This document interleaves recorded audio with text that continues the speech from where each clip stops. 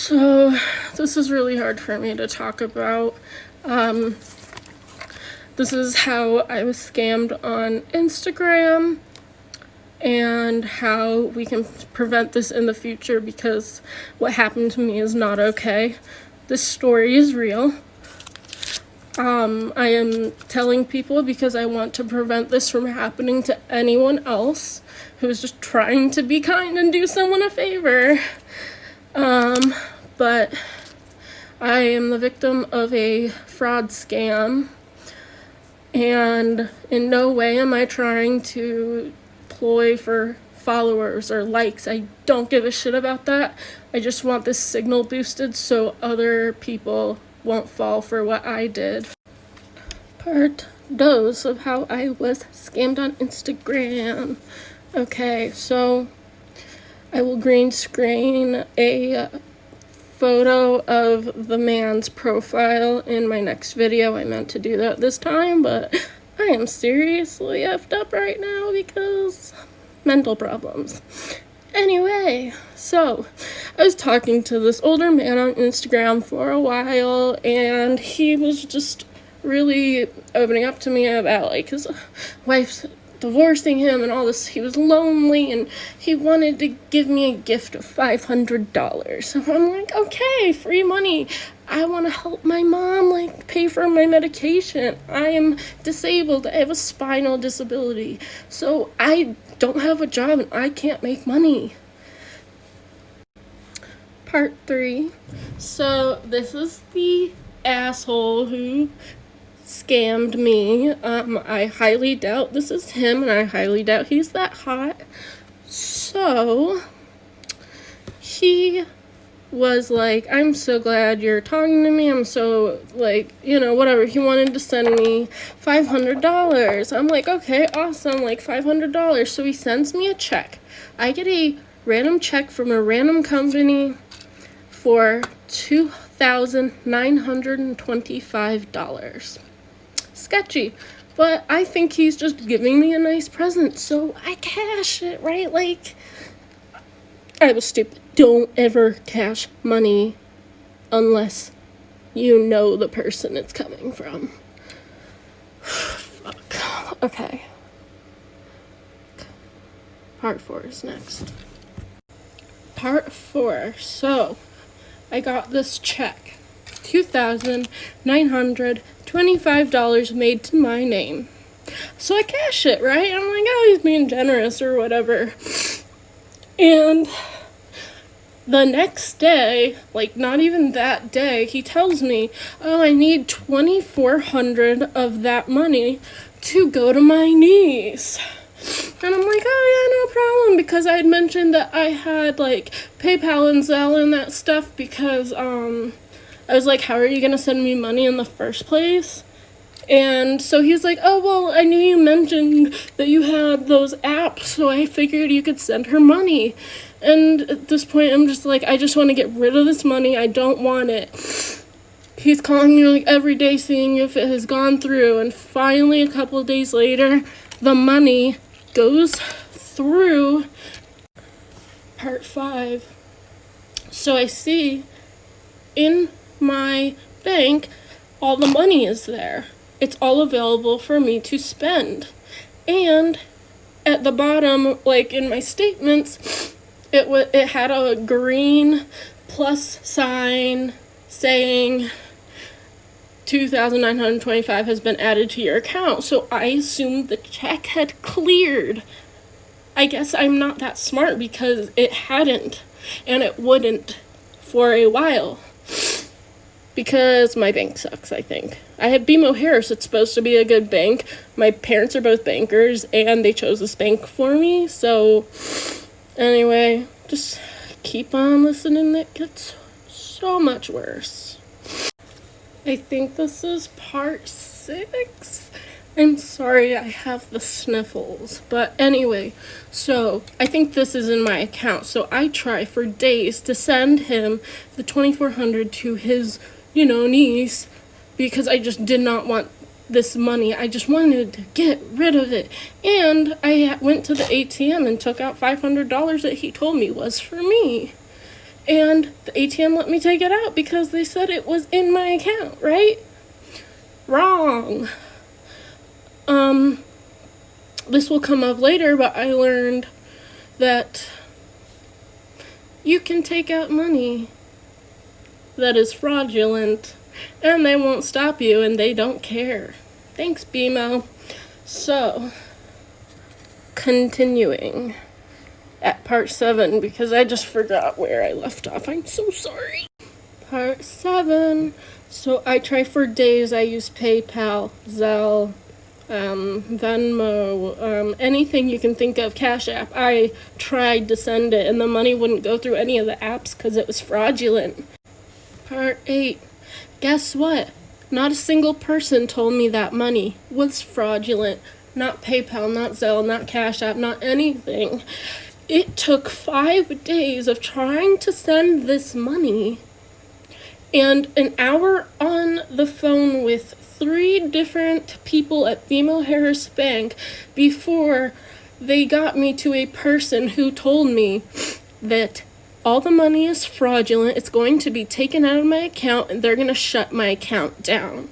So they tell me this. This is yesterday.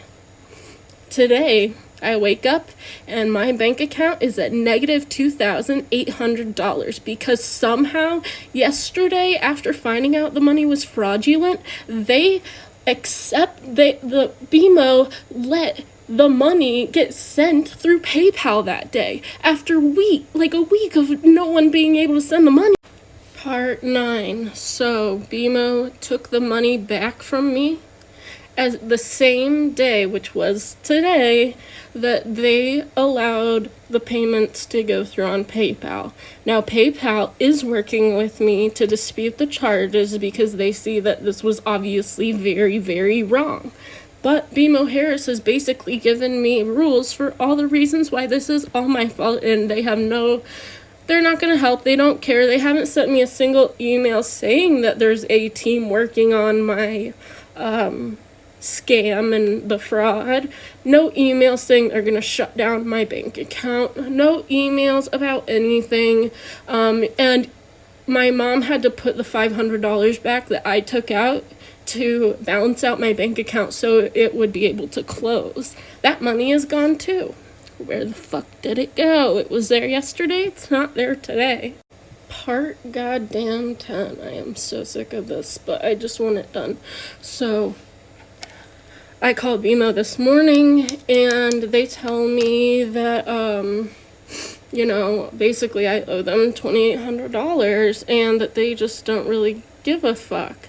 And they also claim that I've never used my account before. I've had this account since 2018, and it's my debit card. It's what I use all the time. I haven't used it much during COVID, but, I use my debit card. Why are you telling me I've never used my fucking account, BMO Harris? And now you're asking me for money. I told you, I'm disabled, I have no job. What the fuck am I gonna do? And they said they don't care at all, and it's all my fault for being stupid. Thanks, BMO Harris. Love you. Definitely gonna keep banking with you in the future. Part 11. So, as I mentioned, my dad is a banker. So what I did was I called him today, and not only does he know fraud specialists and all that, but he's just very knowledgeable about all banking, and he was like, this is not right. He called them. They said if the check had been $3,000, they would not have automatically given me the funds, and they would have reviewed it before allowing me to spend that money, because if the check is under $3,000, that means that within 2 days the bank has to make that money available to you, even if it's not passed and the check isn't good. So wait 2 weeks. Do not assume that after 2 days your check has been processed. It has not. So it's happened. My dad is going to try and continue to help me while we wait for PayPal to dispute the charges, but I just want everyone to be really fucking careful. Don't talk to anyone on Instagram or any social media And do not accept money from them if you do not know them, because you're going to be victimized like I was. And your bank is not there for you, apparently. That's what I learned. My bank was not there for me. They don't care. Now I'm going to start, part 13. I'm going to start talking about prevention. So let me just say a few more things. My bank said when I called them that they had been planning on closing my account for a very long time for lack of use. I use it all the time. It's my main debit card. So they're lying about that, and they've never sent me emails saying, oh, why aren't you using your account, or why, we're going to close it. No, the only emails I get are my monthly statement, or sometimes if they think there'll be fraudulent charges. I've gotten that before, but this time, when it actually happens, they don't tell me. Part 14. So yeah, my bank never told me anything.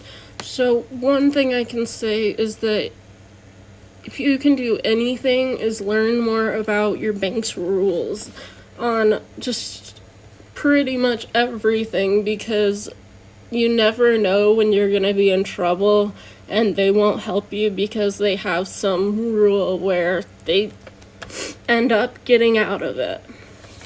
And I think BMO Harris is definitely a bank that is sketchy and is not treating its customers the way it should. Another thing people can do is just really verify who you're talking to. When I started to call this guy because he wasn't answering anymore, I found out it was a texting app. Why didn't I try calling this guy? Why? Verify who. Okay, part 15, and now we're talking about what I think are some ways we can just prevent this. I talked before about learning more about your bank and their rules, and I think that, as well as verifying who you're talking to, or if someone is trying to send you money, verify who they are. Don't accept it. Just, even if it's cash, be careful, because people are really desperate right now during COVID, and it's kind of made everyone crazy, and no one's making money, and so many people are scamming because of this, which is why I think this video is so important for me to make right now. I'm just gonna summarize what I said, verify who you're talking to, learn more. Checks do not clear the bank for at least 7 days, so just don't spend that money, because then you are responsible for it. They aren't going to help you. Make sure if you were going to be talking to someone, call that number, because you could be talking to someone using a texting app, and no matter what their excuse is, they won't have a good reason for why they're using that app. They're using it so you can't find them. I just want everyone to be really careful. I just don't want what happened to me to happen to anyone else. So this is officially my last video on this. I just wanted to remind everyone that I am not doing this for followers. This is a real story. It's not made up. It's destroyed my whole week. As you can see, I've been crying a lot. Yeah, I just, please send this to people. Make your own videos about it. I don't care. Steal my content. I just want people to learn about this and not become victims themselves and have their bank not give a F about them, because that is what happened to me. And I just can't live with myself if I don't try to tell people what I know and how to not let this happen to them. Thank you.